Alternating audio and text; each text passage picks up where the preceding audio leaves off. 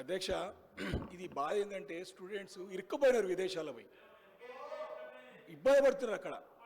అది burning problem అధ్యక్ష, అది సీరియస్. ఎందుకంటే ఇక్కడైతే ఆత్మహత్యలు చేసుకుంటూ నిన్ననే అక్బరుద్దీన్ గారు చాలా క్లియర్ చెప్పారు, 20 లక్షల రూపాయలు ఇవ్వాలంటే 5 లక్షలు తీసుకుంటారని చెప్పారు నిన్న క్లియర్గా.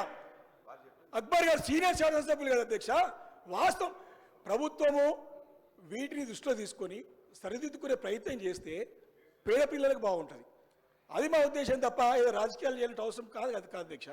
స్పష్టంగా ఒకటే కోరుతా ఉన్నాను, ఈ 2024-25 సంబంధించిన అప్లికేషన్ దరఖాస్తులన్నీ కూడా ఇప్పటి కూడా కొత్తది ఒకటి కూడా ఇవ్వలేదని మా దృష్టికి వచ్చింది. ఎన్ని అప్లికేషన్స్ వచ్చినాయి, ఎంతమంది సెలెక్ట్ చేసిర్రు, ఫస్ట్ ఇన్స్టాల్మెంట్ ఏమైనా ఇచ్చిర్రా ఈ సంవత్సరం, దానిపైన స్పష్టత ఇవ్వాలని మంత్రి గారు కోరుతున్నారు. వారు 10 సంవత్సరాల నుంచి కలిపిందంతా కూడా కలిపి చెప్తా ఉన్నారు, కాదు ఈ సంవత్సరం చెప్పాలని కోరుతా ఉన్నాను.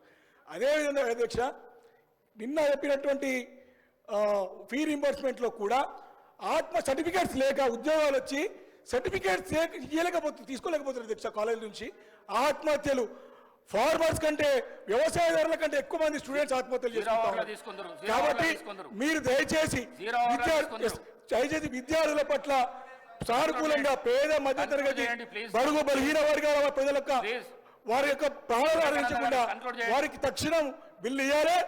ఏదైతే ఆరోపణ చేస్తానో దాన్ని సరిదిద్దుకోవాలి. సరిదిద్దుకునే ప్రయత్నం చేస్తే అందరికి బాగుంటుంది తప్ప ఏదో ఆరోపణ రాజకీయ ఆరోపణ కాదు అధ్యక్ష. విత్ ఆల్ ప్రూఫ్ నిన్న మాట మీద నిలబడతా ఉన్నాను, ఈ 10% బంద్ చేసుకోవాలని చెప్పేసి కొడతా ఉన్నాను.